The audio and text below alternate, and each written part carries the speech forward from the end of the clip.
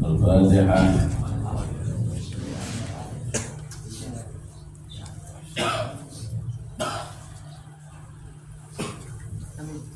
Bismillahirrahmanirrahim. Alhamdulillah, salatu wassalamu ala Rasulillah Sayyidina wa maulana Muhammad ibn Abdillah wa ala alihi wa ashabihi wa mawala wa la hawla wa la quwwata illa billah. Ma ba'd. Anak-anak dibuka bukunya. Sudah lama kamu sudah baca.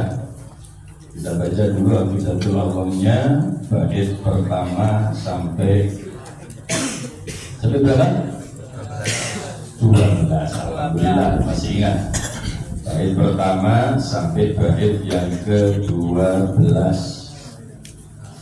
Saya minta semuanya baca, pastikan bahwa kalian serius mengikuti pelajaran dengan baik.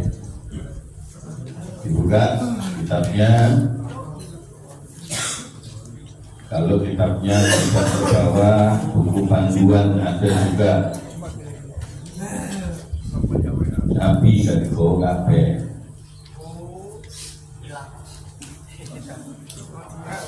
Hilang untuk bobek muka hilang bisa.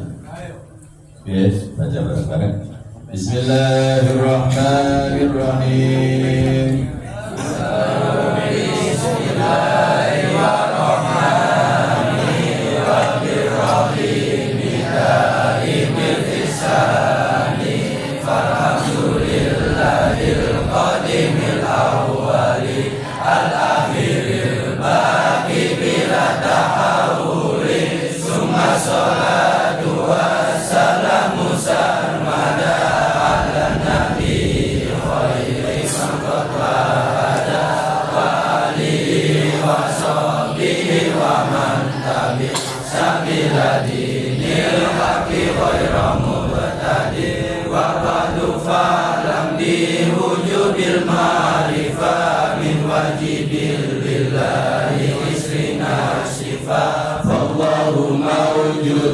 Qadimun baqi mukhalifun lil haqqi bil ikhlaqi wa qadimun ghani wa wahidun wa hay qadir muridun alimun bi kulli syai' sami'un basir wal mutakallimu lahu sifatun sabatun taqadimu fa qudratun iradatun samun basar ayatul ilmu kalamun istama wa jaizun bi fadlihi wa alihi takul li kulli mumkin kafirihi arsala anbiya dawi fatana bisidqi wa tablighi wal amanah wa jaizun fi haqqihi min aradi bi ghairi nafsin ka khafifil maradi.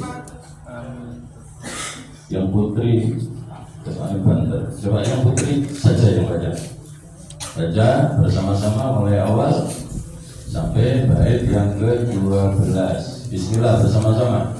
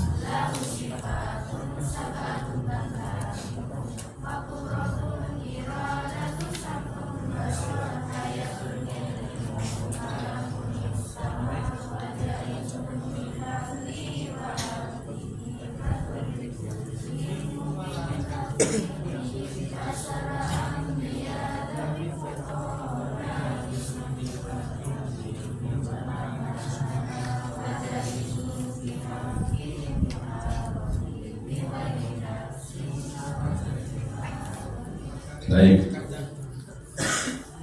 anak-anak, saya minta kalian memastikan bahwa nazam yang ada di Aqidatul Awam tidak sekedar kalian baca,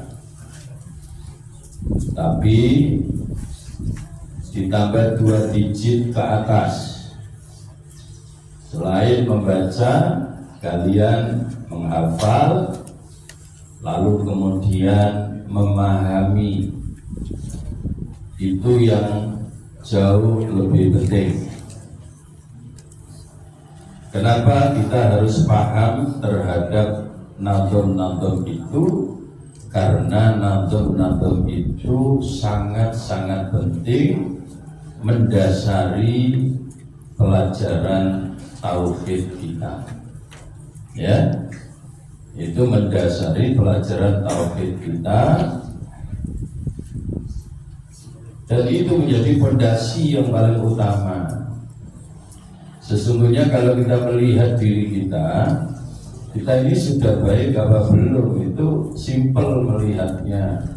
Tauhid kita seberapa kokoh, keyakinan kita kepada sifat-sifat Allah seberapa mantap.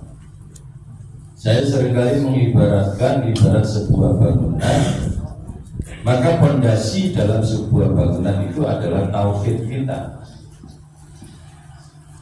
Kalau fondasinya kuat, maka bangunannya dipastikan juga akan kuat.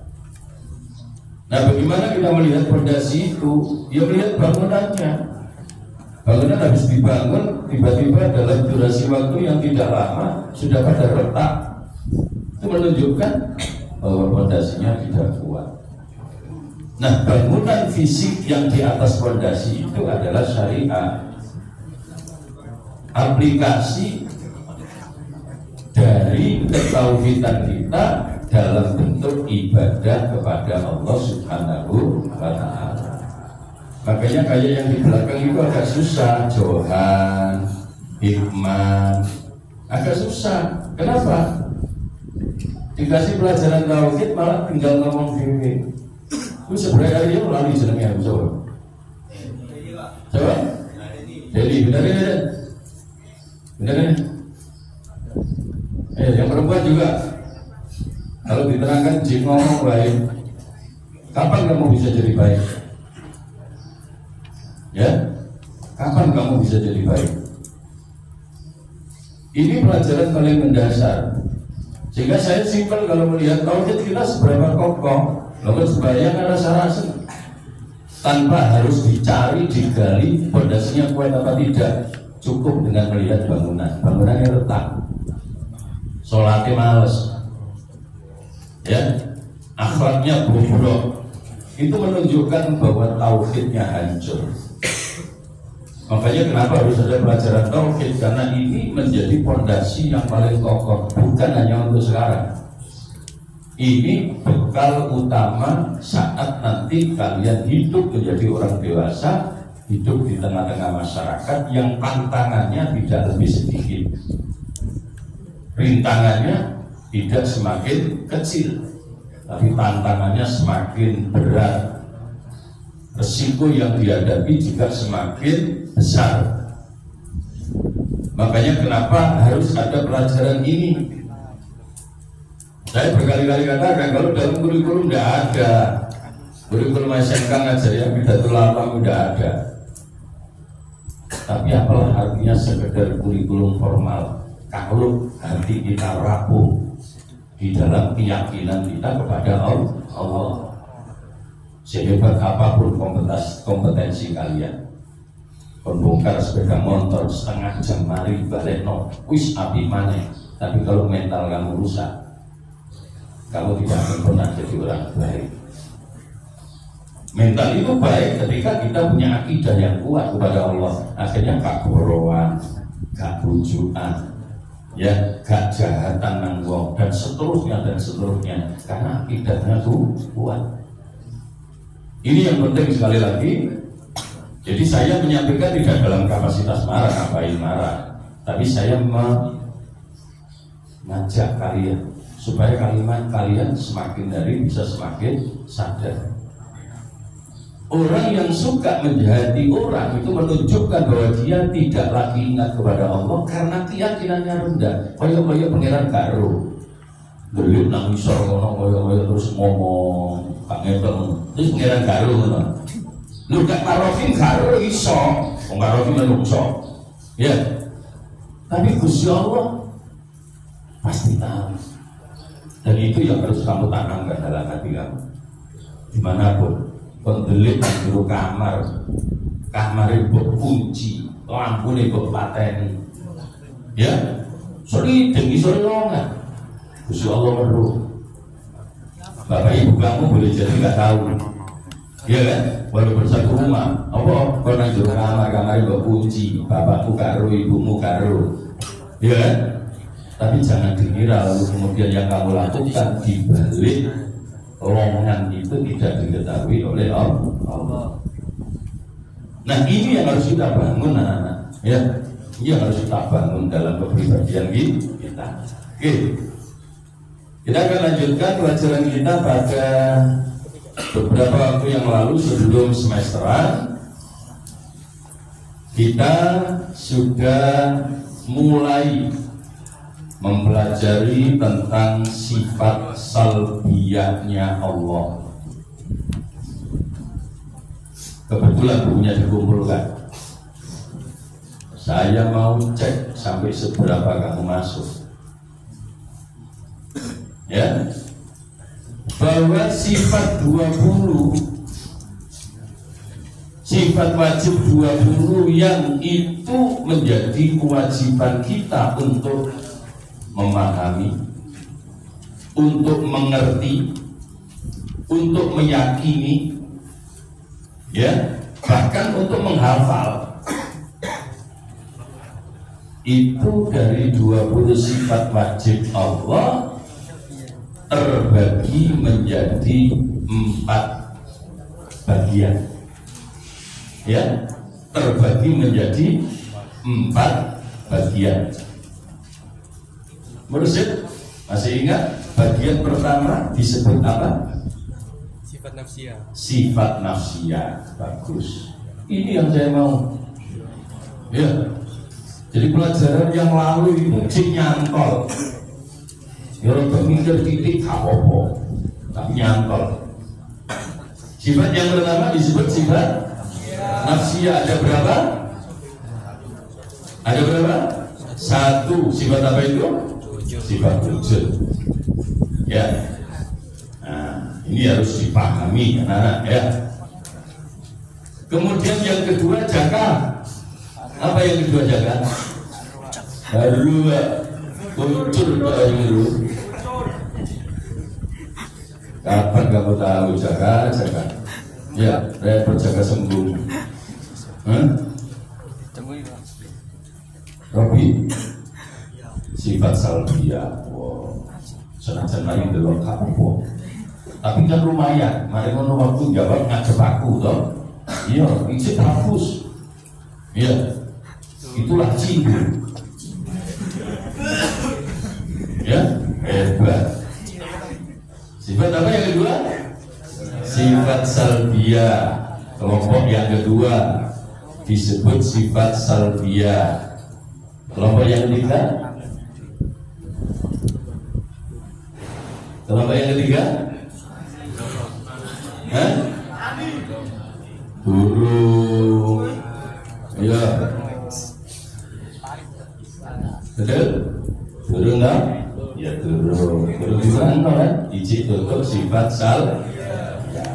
Ya karena belum ya tidak harus tahu. Nah, kelas belum mesti roh ini pelajaran lawas. Tapi gak nyantol, isi pancet wae, habis sembahyang, gak diubrak, gak sembahyang. Ya, Nek guyon gak sedep nek sembayang. Terus sembayang guyon wae. Iya, kandhani saiki prai. Ya. Oke. Sifat salbiyah yang kita pelajari dari deretan sifat-sifat 20 yang harus kita ketahui itu ada berapa macam sifat yang termasuk salbiyah? Berapa? 5. Yang pertama bid'ah, 2 baqa', yang ketiga mukhalafatul hawadits, yang keempat binafsi, yang kelima, yang keenam,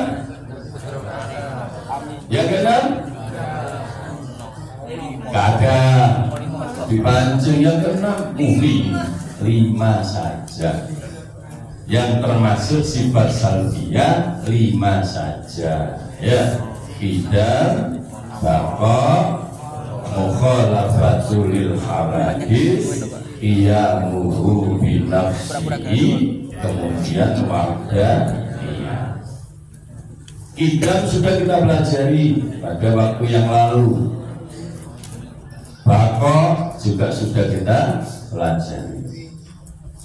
Sekarang kita akan lanjut pada poin yang ketiga dari sifat salbiyah. Sifat yang ketiga dari sifat salbiyah yaitu mukhalafatu lil hawadits. Apa makna dari mukhalafatu lil hawadits? Ya, kalau alif bahasanya mukhalafatul lil hawadits, berbeda dengan yang baru. Yang baru itu apa? Makhluk. Yang baru itu adalah makhluk. Makhluk apa? Semua makhluk terkategorikan sebagai hal yang baru. Kenapa kok disebut baru? Karena dari tidak ada menjadi ada, karena diciptakan oleh Allah. Sehingga semua yang disebut makhluk itu sifatnya baru. Apakah hanya manusia? Tidak, semuanya. Langit, bumi, ya, malaikat, jin, demit, genderuwo, cendebolong, ya, sejenisnya. Nah, itu bangsa demit-demitan. Bangsa demit-demitan itu bolanya kiwi, kemunutan. Ya. Nah, jadi semua makhluk ciptaan Allah itu disebut al-hawadits, disebut baru.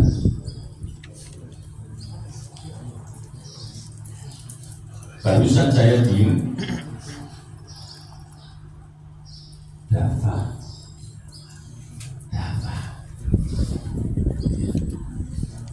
Semua yang ada ini disebut baru. Kenapa dikatakan baru, Bapak?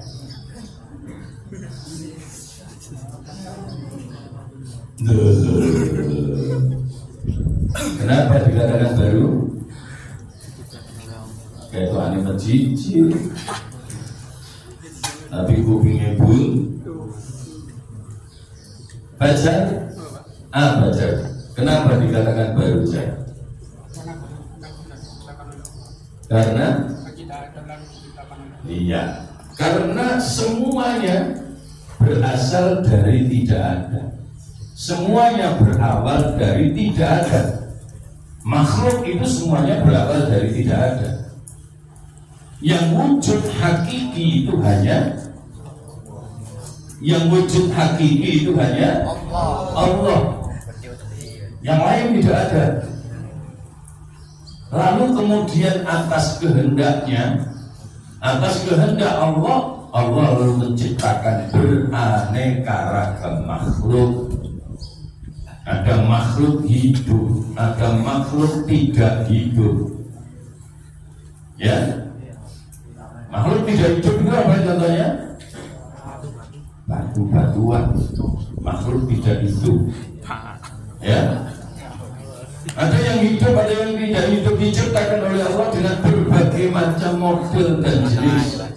Tapi prinsipnya semua yang ada di alam semesta ini adalah makhluk yang diciptakan oleh Allah, sehingga disebut al-hawadis, segala sesuatu yang baru. Tentu kemudian yang menciptakan tidak akan sama dengan yang diciptakan. Karena ceritanya tukang kayu rupanya kayak bangku. Iya dong? Kenapa? Karena bangku yang diciptakan oleh tukang kayu, dibuat oleh tukang kayu, maka yang dibuat dengan yang membuat tidak akan pernah sama. Disitulah kemudian dikatakan Allah memiliki sifat yang salah satunya adalah mukhalafah, berbeda. Ya, berbeda dengan apa? Lil hawadis, berbeda dengan segala sesuatu yang baru, berbeda dengan semua yang diciptakan oleh Allah. Ya, oleh karena itu anak-anak sekalian, ketika kita berbicara tentang zat Allah, Mas, rumah sampai keliru. Ketika kita bicara tentang zat Allah, jangan sampai terbersit sedikit pun di dalam hati dan pikiran kamu bahwa Allah itu punya zat-zat yang menyerupai makhluk. Ya, maksudnya apa, Pak? Maksudnya Allah itu tidak ada persamaannya sama sekali dengan makhluk. Sehingga Allah, jangan kamu bayangkan Gusti Allah itu ono balunge, ono daginge, ono kulite, itu lakon. Ya dah, tidak boleh kamu bayangkan seperti itu. Karena kalau kamu bayangkan Allah itu memiliki daging, Allah memiliki tulang, Allah memiliki kulit, berarti lah bodoh kalian. Bodoh garu menung, tidak boleh. Mas ini harus kamu cermati betul, harus kamu yakini betul bahwa Allah itu sedikit pun tidak ada kesamaan dan persamaannya dengan makhluk. Maka kamu tidak boleh bayangkan terus Gusti Allah punya apa? Tidak boleh itu, tidak boleh. Dan itu berakibat fatal kalau kamu membayangkan seperti itu. Ya sudah bisa dibayangkan, yakini saja bahwa Allah itu ada. Yakini saja bahwa Allah itu Tuhan kita. Yakini saja bahwa Allah itu yang menciptakan kita semua, yang menciptakan segala sesuatu. Dan Allah tidak bisa dibayangkan punya kesamaan atau kemiripan sedikit pun dengan sesuatu yang diciptakan. Maka kamu juga tidak boleh membayangkan Gusti Allah itu terus dulu sapi loh. Sukalah naik sama dulu. Tidak ada. Allah tidak ada sifat tinggi, tidak ada sifat pendek, tidak ada sifat sedang, tidak ada. Tidak ada dalam arti apa? Kita tidak boleh membayangkan seperti itu. Itulah yang dikatakan sifat mukhalafah, ya, lil hawadis. Ya. Maka saya seringkali bilang kan, ini dia jadi kon sing wis kelas 3. Masih gurunya yang perlu belajar seperti ini. Ya kan? Semuanya, ya termasuk saja yang baru ngajar tapi tetap belajar. Untuk apa? Untuk meningkatkan kualitas keyakinan kita, kualitas akidah kita. Jangan kamu pikir suaraku sekolah kaki habis sinau, tetap belajar. Kenapa?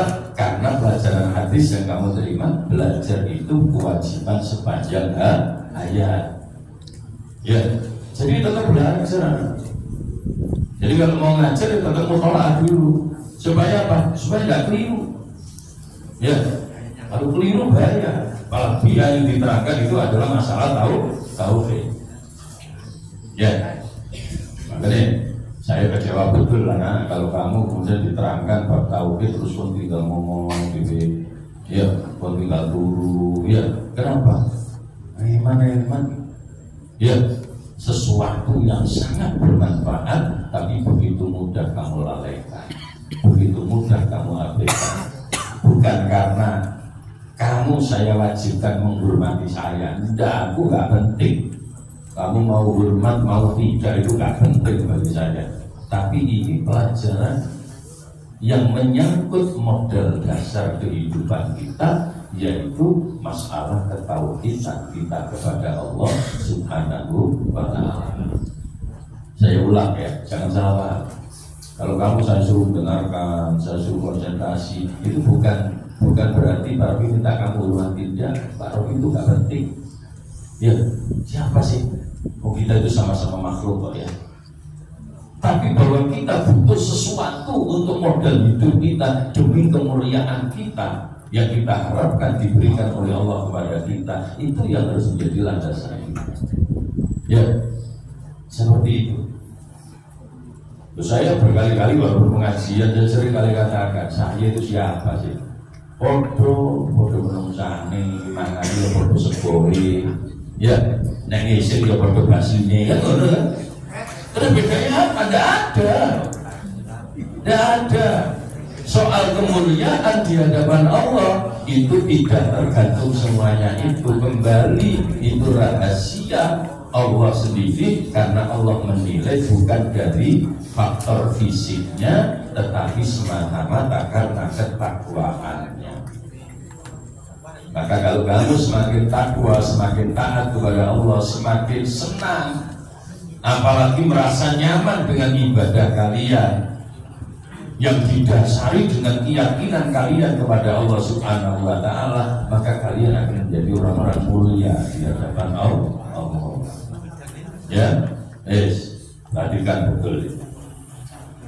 Jadi Allah jangan dibayangkan seperti itu. Maka apapun yang terbersit di dalam hati kamu, kalau itu merupakan sifat-sifat makhluk, sifat-sifat makhluk, lalu kamu hubungkan dengan sifat Allah, ya tidak masuk. Terus mau mikir, lagi menyebut kiamat terus kabeh hancur. Terus Gusti Allah laporan. Kalau ngono apa mikir ngono itu? Ya. Kan semuanya hancur. Tidak ada apapun. Karena semuanya di hari kiamat dihancurkan oleh Allah. Bahkan gambaran kiamat itu betapa dahsyat. Al-Qari'ah, Mal-Qari'ah, wa ma adraka mal-Qari'ah, yauma yakunun nas kal farashil mabthus wa takunul jibal kal ihnil manfus. Kalau kamu cermati ayat-ayat itu, pada juga yang ini koyo opo kiamat. Lalu kemudian semuanya hancur. Yang utuh hanya Allah. Kullu syai'in halik illa wajhah. Semuanya akan hancur, semuanya akan rusak. Wa illa wajhah, kecuali hanya Allah. Terus kon bayang, terus Gusti Allah itu wow. Kailo kan ada ngono. Ya, enggak boleh kamu bayangkan itu. Enggak boleh. Kenapa? Karena apapun yang ada pada diri Allah tidak akan bisa dijangkau oleh akal dan hati makhluk, termasuk manusia. Ya, tidak akan bisa dijangkau. Dan itu penting sekali harus kamu tanamkan di dalam hati kamu sebagai perwujudan keyakinan kita bahwa Allah memiliki sifat mukhalafatul lil hawadits. Perbedaannya dengan makhluk bersifat mutlak. Tidak ada kemiripan sedikit pun. Jangankan kesamaan, kemiripan sedikit pun tidak ada. Ini anak-anak yang harus kamu yakini, ya, masukkan ke dalam hati. Jika kamu semakin yakin kepada Allah, maka kamu akan semakin ingin untuk mendapatkan rahmat Allah karena kita yakin Allah itu maha segala. Baik, pelajaran kita hari ini kita akhiri Al-Fatihah.